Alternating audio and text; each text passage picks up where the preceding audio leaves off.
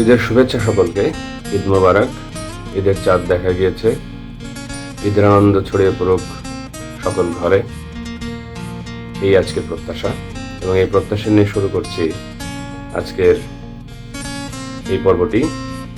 বিশেষ একটি অভিজ্ঞতা বর্ণনা করার জন্য আজকে আপনাদের সামনে পর্ব নিয়ে এসেছি। সেটি ঈদকে কেন্দ্র করেই, শৈশবের ঈদ। শৈশবের ঈদকে কেন্দ্র করে সব মানুষের মধ্যেই নানা মাত্রিক স্মৃতি রয়েছে। আমার স্মৃতি শৈশবের ঈদকে কেন্দ্র করে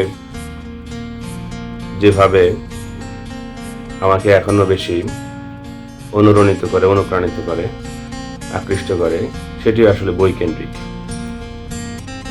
এরকম হয়েছে, প্রতি ঈদেই জামা কাপড় কেনার জন্য যত টাকা দিয়েছেন বাবা মা, সেই টাকা থেকে অনেক টাকা বাঁচিয়ে বই কিনেছি প্রতিবারই।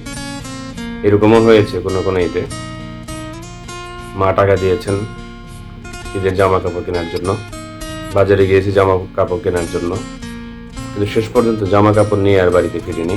বাড়িতে ফিরেছি বই নিয়ে অসংখ্য বই। মাকে সেই কারণে মাকে কখনো বকা দিতে দেখিনি, গালি দিতে দেখিনি, ক্ষুব্ধ হতে দেখিনি। মা বিস্মিত হয়েছেন, খানিকটা অবাক হয়েছেন যে এই ছেলের বইয়ের প্রতি এত নেশা কেন। আবার এরকম হয়েছে যে কোনো কোনো ঈদে হয়তো কাপড় চোপড়ই নেয়নি, শুধু বই পেলেই আনন্দে আত্মহারা হয়েছে। বইয়ের প্রতি যে ভালোবাসাটা, সেটা আসলে শৈশব থেকেই ছিল।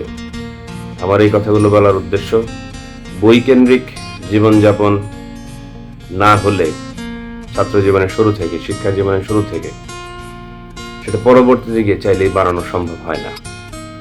বই আপনাকে সবসময় দেয়, আপনার কাছ থেকে বই কখনো কোনো কিছু নেয় না। এই আজকের দিনটিতেও, এই ঈদের দিনটিতেও সন্তানকে নতুন জামা কাপড় কেনার পাশাপাশি বাবা মারা যদি হাতে একটি করে ভালো বই তুলে দিতে পারতেন, তাহলে সেটি হতো সবচেয়ে বড় পুরস্কার। আজকের এই যন্ত্র যুগে, যেখানে মোবাইল, ইন্টারনেট কিংবা নানা মাত্রিক ডিভাইসের আগ্রাসনে আমরা যখন জর্জরিত, সেই সময় বই হতে পারে আমাদের মেধা, মস্তিষ্ক, মননকে বিকশিত করার জন্য সবচেয়ে বড় শক্তি। এই বিকাশ আমাদের হাতেই রয়েছে। আমরা শুধু ফলাফলের পেছনে না দৌড়িয়ে, সন্তানকে শুধু ফার্স্ট, সেকেন্ড, থার্ডের মধ্যে বন্দি না রেখে, আমরা যদি জানার মধ্য দিয়ে, জানানোর মধ্য দিয়ে, উৎসাহিত করার মধ্য দিয়ে, বই পড়ার অনুপ্রেরণা দেওয়ার মধ্য দিয়ে সামনে এগিয়ে নিয়ে যেতে পারি, তাহলেই সুস্থ এবং সুন্দর প্রজন্ম গড়ে উঠতে পারে। আজকের প্রজন্ম নানান অপরাধমূলক কর্মকাণ্ডে জড়িয়ে পড়ছে। কিশোর গ্যাংয়ের মতন ভয়াবহ যে পরিস্থিতি, যে শব্দগুলো আমরা এখন ব্যবহার করছি, এসব হওয়ার কথা ছিল না। পাড়ায় পাড়ায় যদি লাইব্রেরি গড়ে উঠত, যদি সুস্থ জ্ঞানের চর্চা বাড়ত, শুধু তথাকথিত ফলাফলমুখী, রেজাল্টমুখী পড়ালেখা যদি না হতো, শুধু কোচিংগামী শিক্ষার্থীর ভিড় যদি না হতো, শিক্ষার্থীরা যদি লাইব্রেরির দিকে যেত, যদি লাইব্রেরির প্রচার প্রসার থাকতো, মুক্ত জ্ঞান চর্চার ব্যবস্থা থাকতো, ছেলেমেয়েরা লেখালেখি করতে চাইলে, ছবি আঁকতে চাইলে, শিল্প সাহিত্যের সাথে যুক্ত হতে চাইলে আমরা যদি উৎসাহ দিতে পারতাম, তাহলে কিশোর গ্যাংয়ের কালচার গড়ে উঠতো না এত বখাটেপনা। চতুর্দিকে যে অবক্ষয় চলছে, এই অবক্ষয়ের মূল কারণ আমরা আমাদের সন্তানদেরকে, আমাদের ছেলে মেয়েদেরকে সুপথে, সুন্দর পথে পরিচালিত করতে পারছি না। ঈদের আনন্দ অর্থপূর্ণ হয়ে ওঠে অর্থপূর্ণ আনন্দকে বরণ করার মধ্য দিয়ে। ঈদ মানে শুধু খাওয়া দাওয়া নয়, নতুন পোশাক পরিচ্ছদ পরার মধ্য দিয়ে ঘোরাফেরা করা নয়, এর মধ্য দিয়ে নতুন অনুপ্রেরণা, উদ্দীপনা গ্রহণ করারও একটা ব্যাপার রয়েছে। ঈদের চাঁদ নতুন দিন, নতুন মাস, নতুন সময়কে ধারণ করে, নতুনভাবে উজ্জীবিত করার অনুপ্রেরণা দেয়। এক মাস সিয়াম সাধনার পরে সেই সাধনাটাকে যদি সমগ্র জীবন ধরে, সমগ্র মাস ধরে, বাকি মাসগুলো ধরে আমরা যদি সেই সিয়াম সাধনার ফলাফলকে ধরে রাখতে না পারি, তাহলে আসলে এই সিয়াম সাধনার কোনো ফলাফল আমরা পাবো না, এই তাৎপর্যকে ধারণ করতে পারবো না। কাজেই ঈদের এই আনন্দের পাশাপাশি সন্তানদেরকে বই পড়াতে উৎসাহ দেন। আমার মনে পড়ে এরকম, আমার বাবা মা দুইজনেই চাকরি করতেন। মা সরকারি চাকরি করতেন, বাবা কলেজের প্রফেসর ছিলেন। সরকারি চাকরির সুবাদে মাকে খুব বেশি কাছে আমরা পাইনি আমাদের শৈশবে, কিন্তু মার কাছে একটা অনুরোধ ছিল, আবদার ছিল।